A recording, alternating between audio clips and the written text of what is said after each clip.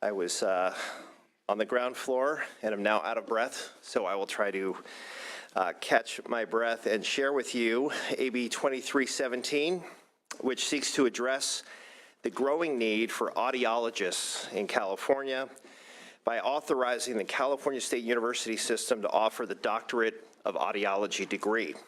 Audiologists are healthcare professionals who provide diagnostic and rehabilitative care for individuals with hearing and balance disorders. The state's newborn screening program typically identifies 1,200 infants per year with severe hearing disabilities in need of treatment. We also have a rapidly growing aging population with identified hearing disabilities in need of audiology services. The population of California over 65 is expected to double by 2030 from 5 million to 10 million. Nearly 25% of those between 65 and 74, and 50% of those older than 75 have disabling hearing loss. I don't know if I am rapidly aging, but I also have a hearing disability, which requires the attention of my audiologist and the use of sophisticated hearing assistive devices, so this issue is personal to me. Unfortunately, there is a significant shortage of licensed audiologists in the state of California. They currently number approximately 1,600. With an inadequate in-state pipeline, most of our new audiologists come to practice from out of state. At its heart, this bill is aimed at addressing this shortage. California has only one public university doctoral degree program in audiology. It is a joint program between San Diego State University and UC San Diego, a program which is housed at San Diego State. That program, in operation since 2003, has very limited capacity and produces between 5 and 13 audiologists per year. Typically, a couple of hundred applicants seek admission to the program, so clearly the need is great. UC is not interested in expanding the number of joint audiology doctoral programs, and the needs of the state producing more audiologists outweigh the master plan, in my view, just as was the case leading to the creation of the other 3 CSU clinical doctoral programs in education, nursing, and physical therapy, the last of which was approved in 2010 under similar circumstances. The California State University system has always taken the lead in audiology education. The training occurred on a number of CSU campuses at the master's degree level. At its height, the CSU system had 7 Master of Science degree programs in audiology. Many CSU campuses maintain communication disorders degree programs. The faculty infrastructure exists to build a Doctorate of Audiology program at the appropriate campuses should that authority be given to CSU. Experts indicate that California will need approximately 750 more audiologists to meet the needs of California's hearing impaired by 2030. CSU Chancellor Timothy White, in an April 2015 letter to the California Academy of Audiology and shared with this committee, stated the degree production in California's only public program falls desperately below the projected need for audiologists in our state. The precedent has long been set for the CSU to offer standalone doctoral degree programs to fill areas of need, as illustrated by the doctoral degree programs they offer in education for nurse practitioners and physical therapy. This is an authorization bill. By design, it does not address which campuses or campuses should house the doctoral programs, nor discuss the financing of the degree program, which some experts believe could be self-supporting. Those are discussions that will follow once CSU has this authority. I have with me today Dr. Marcia Raggio, a professor of communication disorders at San Francisco State and a member of the state speech-language pathology, audiology, and hearing aid dispensers board. The executive officer of the board, Paul Sanchez, Barry Brokaw, the legislative advocate for the California Academy of Audiology, as well as Wes Larson, legislative advocate for the CSU. And with that, I ask for an aye vote. Thank you very much. In support of the bill. Madam Chair, members, Barry Brokaw on behalf of the California Academy of Audiology, the professional organization representing the state's licensed audiologists.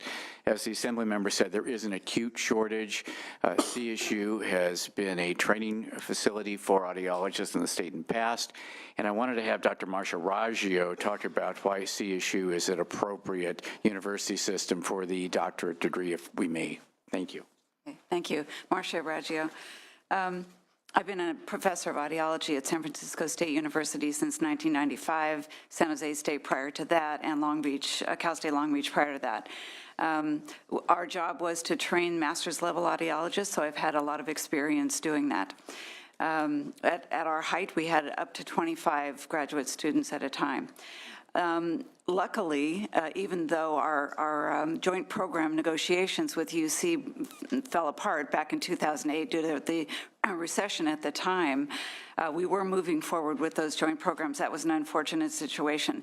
But what that left was all of those programs that had master's degrees in terms of their faculty, their equipment, and this is an equipment-loaded profession, the classrooms, the space, and so on are still in place. We have a long history of providing this education. We still have all those resources in place to be able to begin a doctoral program without a lot of expense, because it's still there. We're still tasked with teaching speech-language pathologists about audiology, so we've kept our equipment up to date. It's all calibrated, it's relatively new, and we have the resources to bring it forward, and CSU is in the best position to do that. Thank you. Hello, I'm Paul Sanchez. I'm the Executive Officer of the Speech Language Pathology, Audiology, and Hearing Aid Dispensers Board. While I have been with the board, this is an issue that has been discussed at great lengths. It's a consumer protection issue because there is a shortage of audiologists in California. We license approximately 75 audiologists a year over the last 5-6 years, yet our numbers have not increased. And the reason for that is because audiologists come from out of state to complete their required professional experience internship program, and then they return. So with the growing population, all the things that have been identified, there is a dire need for audiologists in California, and we're not keeping up with that need. Thank you. Thank you. And the board is in support of this bill. Good. Good morning, Senators. Wes Larson, California State University. We're in support of this measure.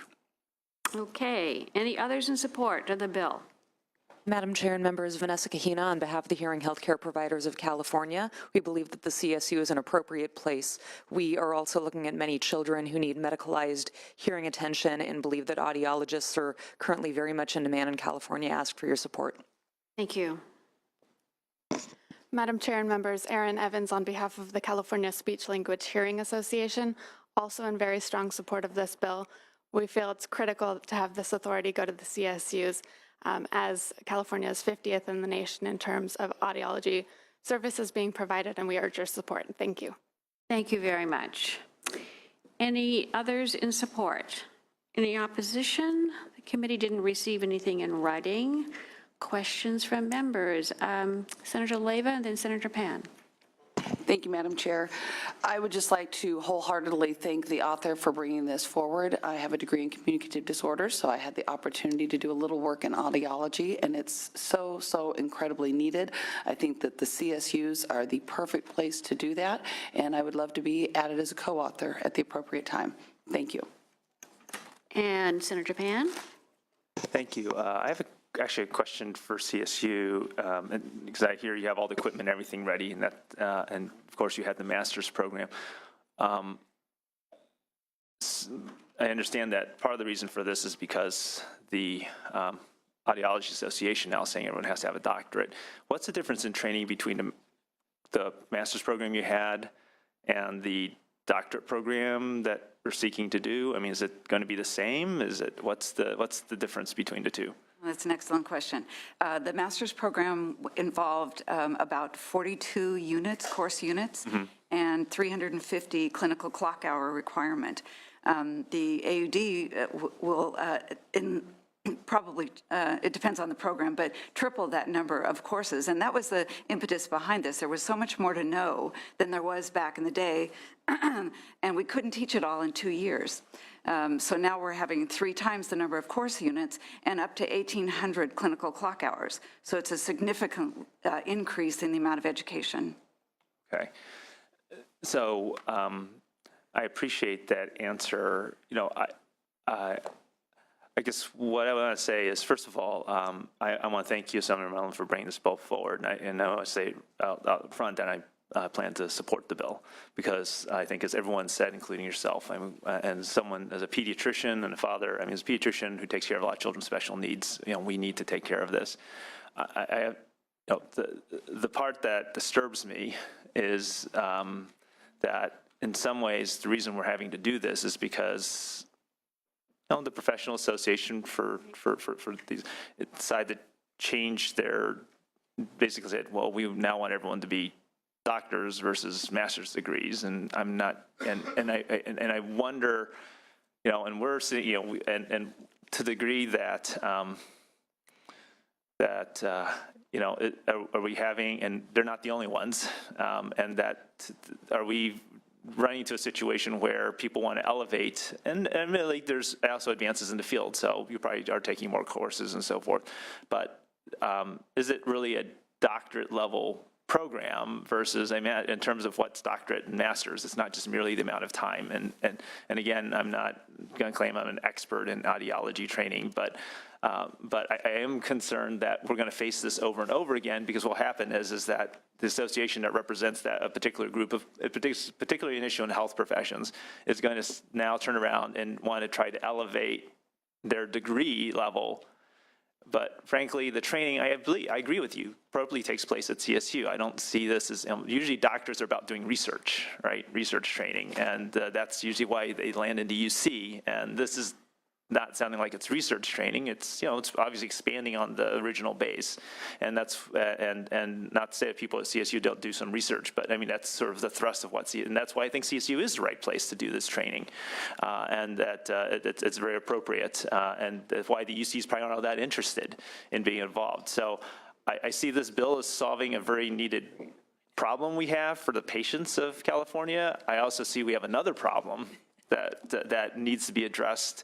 I'm not sure how the legislature fits in that solution, but we're going to run into this over and over again if we continue to have the situation where there isn't a better demarcation about what's the difference between a master's and a doctorate type program, and where people just say, well, I now want to be able to call myself doctor, and we're going to make everyone in that profession move up to, and we're going to have this kind of schism, this situation. So probably more of a so I'm happy to, I will vote for the bill. I think there's some larger issues that it's not your job to fix, but we're going to have to figure out how to address that issue going forward in relation to master's versus doctorate degrees. Appreciate the comments, Senator. Yes. I wonder if I could just address your concerns. I have many thoughts as you were talking, but one of them is, after 25 years of placing students at the master's level into their, what we used to call a clinical fellowship year, they were woefully inadequate. We would get a lot of blowback from the supervisors out there because they were unprepared. Why don't they know about this? Why don't we know about that? Well, because we can only give one class time to that topic. We don't have enough time to do it. So getting, broadening their scope of their understanding was very important to do, and I think it is a clear distinction. But I also want to make the point that this is a clinical doctorate. It's not meant to be a PhD. It's not a research degree, although it is a doctoral atmosphere. It will be. They will have to do a final project, not a capstone, but something more than that. They will have to do research. So it isn't simply the master's program just glorified. Not when you increase the course load and the clinical hours, tripling both of those things. This will be a much more stringent endeavor to prepare these people going forward. And I appreciate what you're saying. I think that there is a larger discussion about how we're going to handle this, because we're going to run into this situation, and I know the CSUs play a very important role in training health professionals, and so I just see us running into this situation and how we start demarcating. And you're right, audiology, physical therapy, a lot of medicine, there are a lot of advances that are going on, and there's going to be more training there's been in the past. So I agree with that. We also are, facing some challenges, and I'll tell you as a physician who's been very involved in medical education, I serve in my accreditation body, we've been struggling with both the advances, and this is just even with the medicine, and what I call over-certification. Everyone wants a certificate, everyone wants another, and there's reasons for wanting certificates that are good in terms of accountability and so forth, but there's also a point where we're starting to, it's driving expenses, it's driving training time, education costs, so forth. And again, that's a much larger topic than this bill is about, so I won't go too long on it, but there probably needs to be a larger conversation in the health professions community about this, even as we're interfacing with how we're controlling healthcare costs, how we're doing a lot of other things as well. So again, I'm happy to support the bill. In fact, I'll move the bill so we can keep discussion, keep getting rolling. And again, we do need to solve this for the patients of California. So thank you so much again, Senator Mullen, for doing this. Thank you. Senator Block? Yeah, I just want to thank the author for bringing this bill forward, recognizing what is a crying need out there and not letting strict adherence to the master plan stand in your way. A few years ago, we passed a bill out of this legislature that allowed community colleges to offer some 4-year degrees, and it's a pilot program right now. Hopefully will be expanded once we see the pilot is working, and it is. I want to thank the CSU in particular for standing up today and saying that you do support what some might see as a violation of the master plan, but recognizing that it's important to provide people in fields where there's a crying need in the workforce and provide opportunity for students who want to fill that need. So I appreciate you doing this. I certainly support the bill. Thank you, Senator. We have a representative from the University of California at the microphone. Yes.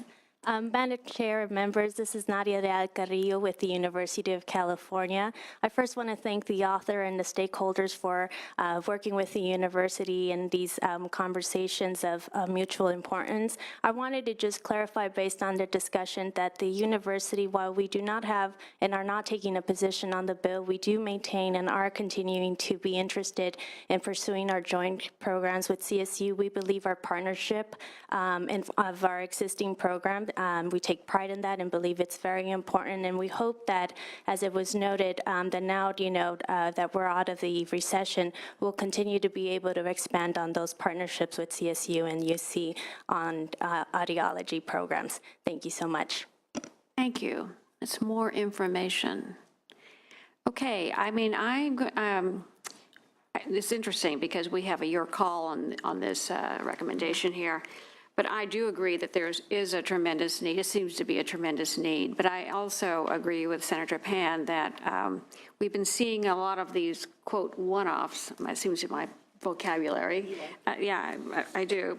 Because we no longer have a coordinating council of higher education in and among us as an active institution. I know some of the segments did not enjoy that activity either, but at least it would take a look at the demographics of our state and the job opportunities and where the growth was going to happen and do better planning process about this. And it is compounded by some of these professions that are, as far as I'm concerned, are doing a little bit of self-promoting. And, don't tell me it's not going to cost the CSU any more resources, because if you're going to add another 2 years to your curriculum, somebody's going to have to plan that. And so it does take some kind of commitment from you to do an adequate job that, passes mustard in terms of accreditation and all this other stuff. So, yes, there's a need. Thank you for your interest in this bill. And but it does lend itself to having a larger conversation about state needs, state professions. What are we going to do about cost and opportunities for people to get into things that that provide their livelihood? So with that, the bill has been moved. Any other comments or conversations? Okay, let's call the roll. Item number 17, AB 2317. The motion is due pass to appropriations. Blue? Aye. Blue, aye. Block? Block, aye. Hancock? Hancock, aye. Huff? Huff, aye. Leyva? Leyva, aye. Mendoza? Mendoza, aye. Monning? Moning, aye. Pan? Aye. Pan, aye. Vidak? Vidak, aye. That's 9-0. 9-0, the bill is out. Thank you very much, members. Thank you. Okay. Let's do, Still need help. yes, we can do consent. Let's do consent. Please call the absent members. Huff? Aye. Huff, aye. Mendoza? Aye. Mendoza, aye. 9-0. 9-0, consent is out. Did you miss anything? You're fine, okay. What about that? But you didn't want to go up one, okay. All right, so let's start from the beginning. Okay, item number 3, AB 1594. The motion is due pass as amended to appropriations. The vote is 5-2 with the chair voting aye. Hancock? Hancock, aye. Moning? Moning, aye. That's 7-2. 7-2, the bill is out. Okay, item number 4, AB 1660. The motion is due pass to the floor. The vote is 7-0 with the chair voting aye. Hancock? Hancock, aye. Moning? Moning, aye. That's 9-0. 9-0, the bill is out. Item number 11, AB 2154. The motion is due pass to appropriations. The vote is 7-0 with the chair voting aye. Hancock? Hancock, aye. Moning? Moning, aye. 9-0. 9-0, the bill is out. Item 12, AB 2212. The motion is due pass to the floor. The vote is 7-0 with the chair voting aye. Hancock? Hancock, aye. Moning? Moning, aye. 9-0. 9-0, the bill is out. Item 15, AB 2294. The motion is due pass as amended to appropriations. The vote is 5-2 with the chair voting aye. Hancock? Hancock, aye. Moning? Moning, aye. 7-2. 7-2, the bill is out. No, it's Frazier's. Item 16 was hold. Hold, okay. Item 17 Item 17 is out. is out. Item 18, AB 2336. The motion is due pass to appropriations. The vote is 2-1. The chair voting no. Block? Hancock? Hancock, no. Leyva? Mendoza? Moning? Pan? 2-2. 2-2. I think we've asked for reconsideration on that bill. Okay. Item 22, AB 2615. The motion is due pass as amended to appropriations. The vote is 7-0 with the chair voting aye. Hancock? Hancock, aye. Moning? Moning, aye. 9-0. 9-0, the bill is out.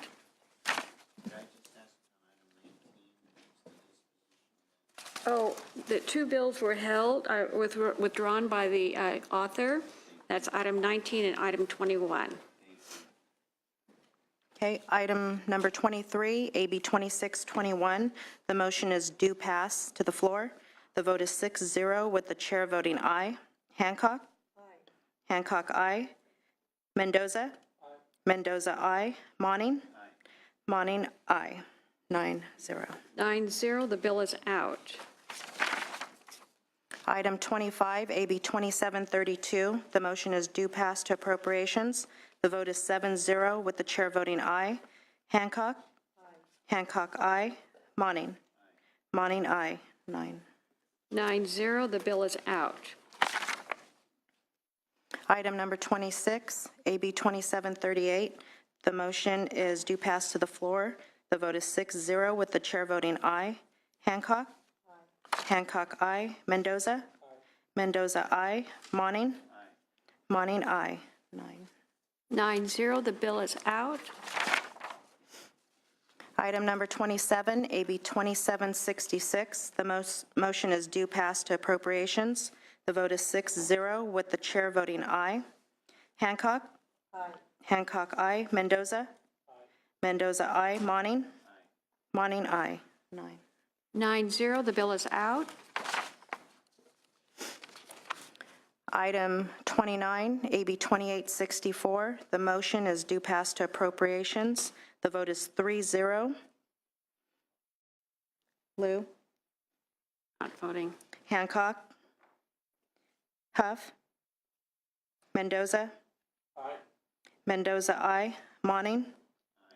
Monning, aye. Vidak? 5-0. 5-0. The bill fails. That's out. Oh, 5-0, bill's out. Okay, That's it. that's it. Okay, that's it. Members, 33 bills next. we have 33 bills next week. We only had 15 that we had to deal with this week, so. We got a nice consent calendar. Oh, I don't know. It's going to be tougher as we move on. Right. Great. Thank you very much, members. You're welcome. That was nice, this consent.